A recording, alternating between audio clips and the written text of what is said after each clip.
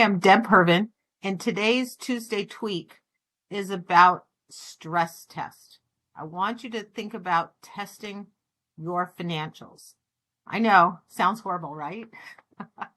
But it's really something we need to do when we're looking at recessions or inflation and the incredible amount of uncertainty in the marketplace. That is enough to make anybody stressed. And you should be. How will your business perform if there is additional recession? If inflation continues to climb? I mean, we just passed a $3 trillion Inflation Reduction Act, which puts $3 trillion more into the economy. I personally don't understand how that's going to reduce inflation, but I'm not an economist. I'm the financial person trying to figure out and help my clients survive the change in all the economic conditions. So here's some ideas. Be prepared. I thought this was a really good picture because this is a stamp from 1960 and it was 4 cents. What's it cost to send a letter now? Obviously, inflationary across the board. So here's a financial statement. These are income statements from one of my clients. And this is the last 4 years. And I bring this up, as you know, we have 5 major financial line items that we look at. We have total revenue.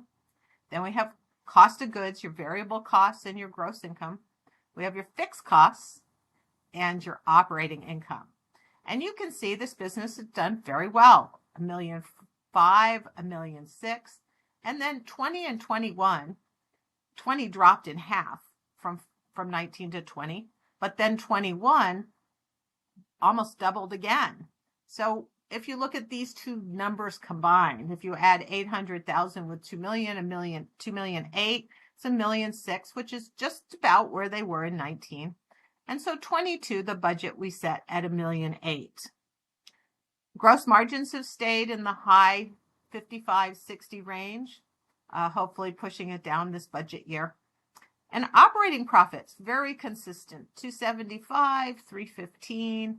Again, add the 20 and 21 together and divide by 2 and you get 330 and then 325 for this year. Very consistent business. It's in the discretionary consumer business, so very concerned about inflation. Are we going to have a bump? Are we going to be able to increase revenues this year? So that's the question. So what happens if we decrease the revenue by 10%?